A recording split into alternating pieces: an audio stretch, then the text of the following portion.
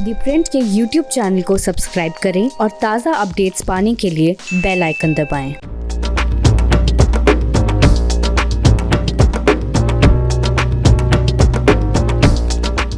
आज़ादी की 74वीं वर्षगांठ पर प्रधानमंत्री नरेंद्र मोदी जब लाल किले की प्राचीर से देश को संबोधित कर रहे होंगे, उस समय उनके जहन में क्या होगा और क्या ऐसी बातें होंगी जो प्रधानमंत्री नरेंद्र मोदी देश की जनता को बताएंगे, क्योंकि इस भाषण पर पूरी दुनिया की नज़र होगी और ख़ास करके भारत के जो 125-130 करोड़ की जनता है उनकी निगाहें होंगी, क्योंकि देश इस समय बड़े ही संक्रमण काल से गुजर रहा है। एक तरफ कोरोना का संकट है, दूसरी तरफ आर्थिक मंदी है, लाखों लोग बेरोजगार हो गए हैं और साथ में जो माइग्रेंट लेबर का क्राइसिस है, ये सारी चुनौतियां प्रधानमंत्री नरेंद्र मोदी के सामने होंगी। तो प्रधानमंत्री अपने भाषण में क्या कहेंगे, क्या खास बिंदु होंगे और किस तरह से प्रधानमंत्री अपने इस भाषण के जरिए एक नैरेटिव सेट करने की कोशिश करेंगे इस संक्रमण काल में, तो उस पर भी हमारी नज़र होगी। तो हम बात करेंगे प्योर पॉलिटिक्स में आज प्रधानमंत्री के नरेंद्र मोदी का जो 15 अगस्त का भाषण होगा उसके कुछ बिंदुओं पर, और पिछला भाषण किस तरह से जो 2019 का भाषण था या 2018 का भाषण था उससे कैसे अलग होगा ये प्रधानमंत्री का स्पीच, इस पे हम बात करेंगे प्योर पॉलिटिक्स में। मैं हूं शंकर अनिमेश। तो शुरुआत करते हैं प्रधानमंत्री के 2019 के भाषण से। 2019 यानी कि एक बड़ा जनादेश प्रधानमंत्री को मिला था और उस जनादेश के बाद प्रधानमंत्री ने लाल किले की प्राचीर से जब देश को संबोधित किया तो ज़्यादातर उनके भाषण का जो हिस्सा था वो एक तरह से कहें कि धारा 370 को ख़त्म किया जाना, 35A को ख़त्म किया जाना और कश्मीर सेंट्रिक था, क्योंकि एक हफ्ते पहले ही यानी कि 5 अगस्त को धारा 370 ख़त्म की गई थी और उसके बाद अगले 10 दिनों के बाद आज़ादी की जो 73वीं वर्षगांठ थी उसमें प्रधानमंत्री लाल किले से देश को संबोधित कर रहे थे। तो प्रधानमंत्री ने अपने भाषण में कहा कि जब सती प्रथा, भ्रूण हत्या जैसी डौरी और जैसी प्रथाओं को, कुरीतियों को हमने अपने समाज से ख़त्म कर दिया है, तो फिर हम ट्रिपल तलाक, 3 तलाक जो कि उससे एक हफ्ते पहले ही ख़त्म किया गया था, उस पर रोक लगाई गई थी, उस पर रोक लगाना ज़रूरी था। साथ ही प्रधानमंत्री ने जिक्र किया कि तकरीबन 70 साल से जो जम्मू कश्मीर की आवाम को एक संविधान, एक देश का नारा हम लगाते थे, वो पूरा सपना नहीं हो पाया, उसको सरकार ने कैसे आते ही उसको अमली जामा पहनाया। तो जम्मू कश्मीर उनके भाषण का और साथ ही धारा 370 को ख़त्म किया जाना, 35A को ख़त्म किया जाना उनके नैरेटिव, उनकी स्पीच का एक बड़ा हिस्सा था। प्रधानमंत्री ने अपने भाषण में 2019 के भाषण में, हालांकि जनादेश उन्हें मिल गया था, उन्होंने एक और महत्वपूर्ण बात कही। उन्होंने ये कहा कि जो 2014 से 2019 का जो काल था वो बेसिक नीड को पूरा करने का एक काल था, लेकिन अब जो नया कार्यकाल उन्हें मिला है, जो नया मैंडेट मिला है उन्हें, वो एस्पिरेशन और ड्रीम्स को पूरा करने का समय होगा। यानी सरकार का जो एजेंडा होगा उस एस्पिरेशन, उस ड्रीम को पूरा करना। प्रधानमंत्री ने अपने भाषण में एक और बात कही। उन्होंने कहा कि एक देश, वन नेशन वन कॉन्स्टिट्यूशन का जो सपना था वो पूरा हो गया धारा 370 के ख़त्म किए जाने से। वन नेशन वन टैक्स की जो बात थी वो GST के पूरा होने से ख़त्म हो गया। वन नेशन वन ग्रिड, जो पावर ग्रिड के लिए पोर्टेबिलिटी लाई गई, उससे पूरा हुआ। वन नेशन और वन मोबिलिटी कार्ड की बात उन्होंने कही। वन नेशन वन पोल की बात कही, उस पर बात हो रही है। तो ये सारी बातें प्रधानमंत्री ने अपने भाषण में कही। तो इससे हम अगले हिस्से में बात करेंगे कि जो 15 अगस्त का भाषण होगा उसमें प्रधानमंत्री इससे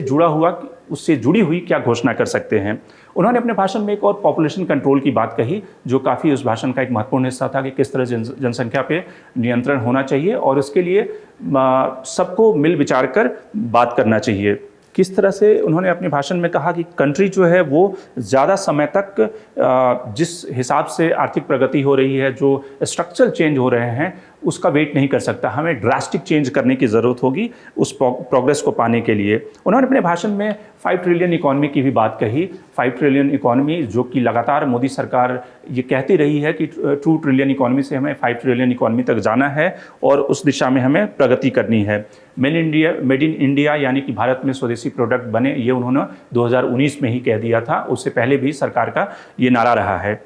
अब हम बात करते हैं कि उनके कल के भाषण में क्या होगा और उनके सामने क्या चुनौती है। देखिए, प्रधानमंत्री का जो कल का भाषण होगा उसमें जो बड़ी 5-6 ऐसी जो महत्वपूर्ण बिंदु होंगे, जो मेन पॉइंट्स होंगे, जो फीचर होंगे, उसकी मैं बात करता हूं। क्योंकि इस समय भारत एक बड़े क्राइसिस के दौर से गुजर रहा है और सरकार के सामने जो सबसे बड़ी चैलेंज है, सबसे बड़ी जो चुनौती है, वो अर्थव्यवस्था को पटरी पर लाना और साथ ही इस मंदी के साथ में, कोरोना के साथ में निपटते हुए जो लोग इस पूरी साइकिल से बाहर हुए हैं, जिसमें एमएसएमई के लोग हैं, जिसमें माइग्रेंट लेबर हैं, उनको कैसे उस तक सहायता पहुंचाई जाए। और पिछले दिनों में सरकार ने जो आत्मनिर्भर भारत के बड़े पैकेजेज अनाउंस किए, जिसमें कि 20 लाख करोड़ का एक पैकेज अनाउंस किया गया था, उससे पहले 1,70,000 करोड़ का पैकेज अनाउंस किया गया था। तो ये सारी बातें प्रधानमंत्री अपने भाषण में इसका जिक्र करेंगे, उल्लेख करेंगे कि किस तरह से सरकार ने जो इस पूरे क्राइसिस से जो लोग प्रभावित हुए उनको सहायता देने के लिए सरकार ने कदम उठाए हैं। तो आत्मनिर्भर भारत और उसके पैकेज का खास तौर से जिक्र होगा। साथ ही कोरोना और फ्लड की दोनों सिचुएशन में जो लोग हताहत हुए हैं, जिन लोगों की मौत हुई है, प्रधानमंत्री उसका जिक्र करेंगे। और साथ ही इस क्राइसिस में जो कोरोना वॉरियर्स हैं, जिन लोगों ने काम किया है, जिसमें डॉक्टर्स हों, चाहे एलाइड फील्ड के लोग हों, उन सबका जो कंट्रीब्यूशन रहा है उसको भी प्रधानमंत्री अपने भाषण में उसका उल्लेख करेंगे। और साथ ही कोरोना से आने वाले दिनों में कैसे निपटा जाए, कि लोग इसको बहुत हल्के में ना लें, इसके लिए सरकार की क्या प्लानिंग है, सरकार ने क्या एफर्ट किए हैं, ये सारी बातें उनकी भाषण का हिस्सा होगा। एक सवाल है कि क्या प्रधानमंत्री अपने भाषण में, जब उनका 15 अगस्त का भाषण होता है, इससे पहले कि अगर उनके स्पीचेस को देखें, उसमें कहीं ना कहीं जब लेटर पार्ट पे वो बाकी कंट्रियों के साथ में अपने रिलेशनशिप की बात करते हैं, तो क्या प्रधानमंत्री अपने भाषण में चीन को संदेश देंगे? क्योंकि गालवान वैली में जिस तरह से भारतीय जवान शहीद हुए, उसको लेकर प्रधानमंत्री जब लद्दाख के टूर पे गए थे, वहाँ पे जो उन्होंने कड़ी भाषा का इस्तेमाल किया था, उसी भाषा का इस्तेमाल प्रधानमंत्री अपने भाषण में कर सकते हैं। एक जो महत्वपूर्ण घोषणा प्रधानमंत्री अपने भाषण में करने वाले हैं, वो है जिस तरह से पिछले भाषण में जो जिक्र किया गया कि 1 नेशन 1 पोल, 1 नेशन 1 पोर्टेबिलिटी और 1 नेशन 1 कॉन्स्टिट्यूशन, तो उसी की तर्ज पे 1 नेशन 1 मोबाइल पोर्टेबिलिटी, यानी कि जो आपके हेल्थ रिकॉर्ड्स हैं, जो हेल्थ डेटा है, उसकी पोर्टेबिलिटी और उसको कैसे लिंक किया जाएगा पूरे देश भर के हेल्थ इंफ्रास्ट्रक्चर से, और किस तरह से जो लोगों के अपने हेल्थ डेटा हैं, रिकॉर्ड्स हैं, वो एक तरह से वो डिजिटाइज हो जाएंगे, उसका डिजिटाइजेशन होगा और वो आप अपने एक तरह से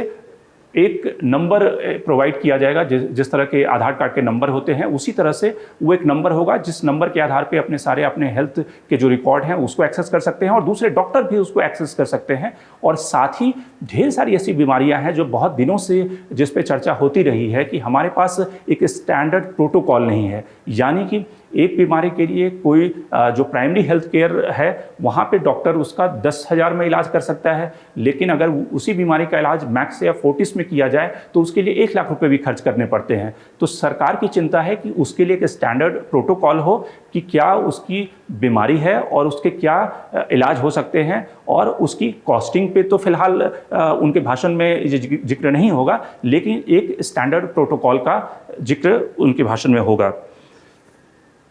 साथ ही प्रधानमंत्री अपने भाषण में किस तरह से पिछले भाषण में उन्होंने गार्बेज फ्री इंडिया का स्लोगन दिया था, 1 हफ्ते का कैंपेन चला था, उसी तरह का कैंपेन वो कोरोना को लेकर भी अपनी बात कह सकते हैं। लेकिन जो सरकार के सामने सबसे बड़ी चिंता है और सरकार की जो सबसे इस समय प्रायोरिटी है, चुनौतियां हैं, प्रधानमंत्री अपने भाषण में उसको कैसे एड्रेस करेंगे जिस पे सबकी नज़रें होंगी। सबसे बड़ी जो चुनौती इस समय है कि आर्थिक मंदी और उससे जो उद्योग व्यवस्था जो ठप पड़ गई है, उसको कैसे वापस पटरी पे लाया जाए। और चूंकि सरकार के पास इतनी बैंडविड्थ नहीं है, उनका जीएसटी कलेक्शन लगातार घट रहा है, वैसी स्थिति में सरकार के पास भी उतना रिसोर्सेज नहीं है कि कैसे उसको एग्रीवेट किया जाए, कैसे उसको पटरी पे लाया जाए। तो प्रधानमंत्री अपने भाषण में इसका जिक्र करना, पूरा देश सुनना चाहेगा कि प्रधानमंत्री अपने भाषण में इसका जिक्र करते हैं कि कैसे उस अर्थव्यवस्था को पटरी पे लाया जाए। और साथ ही जो लोग, अगर कई सारे डेटा को देखें, एक डेटा कहता है कि 10 करोड़ लोग बेरोजगार हो गए हैं, दूसरा डेटा कहता है कि जो 1 करोड़ माइग्रेंट लेबर्स थे, उसमें से बहुत कम ऐसे लोग हैं जिनको कि अभी सिस्टम में सरकारी असिस्टेंस मिला है या रोजगार मिला है। उन सब की जो चुनौतियां हैं उसको प्रधानमंत्री कैसे एड्रेस करेंगे। तो ये सारे जो बिंदु हैं वो प्रधानमंत्री के भाषण के, उनकी स्पीच के मुख्य बिंदु होंगे और जिस पे प्रधानमंत्री का ध्यान और फोकस होगा। Shankar Harimesh, the print. लेकिन आप हमारे YouTube चैनल को सब्सक्राइब करना ना भूलें।